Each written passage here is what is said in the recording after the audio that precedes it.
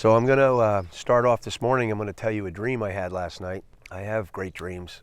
You know, since connecting and all this stuff with the heart and connecting with this empathic consciousness, I have a really cool dreams, and it's been really cool for the last 4 or 5 years. Last night I had a dream that I had one time had gone fishing and I caught a trout, and I had the trout. While I was fishing, I found this piece of wood, and I brought the piece of wood home at the same time I brought the fish home to eat. So this piece of wood was in my house for a long time.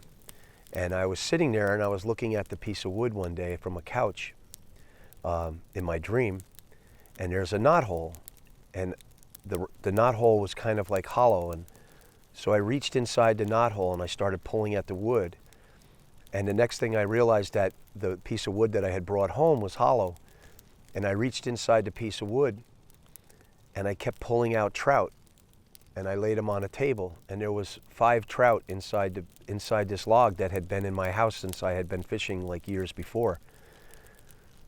So I woke up and we were talking to Julie about it, and we were, what could it symbolize? And well, I know the salmon symbolizes wisdom, but we don't live in a salmon area, so I'm wondering if it's not what's happening with the trout.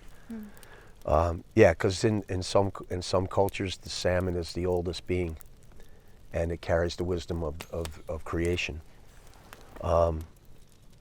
So I know Druids really, when I was into that part, the salmon was very important.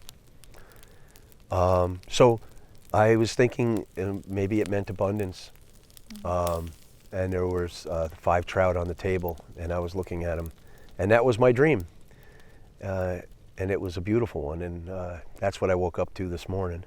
Talking with people about your dreams is helpful because you can get different ideas, because different symbols mean different things to different people, and there are universal symbols, but the dream is most significant when you interpret it yourself. Yeah, because only you really know what's going on inside you and where you're at, 100%. So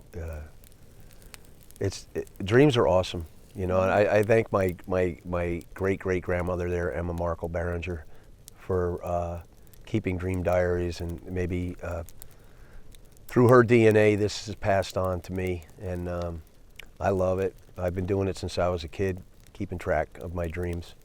I can remember dreams from when I was a child. I store them away somewhere inside me, and I have some very powerful ones I can pull up at any time.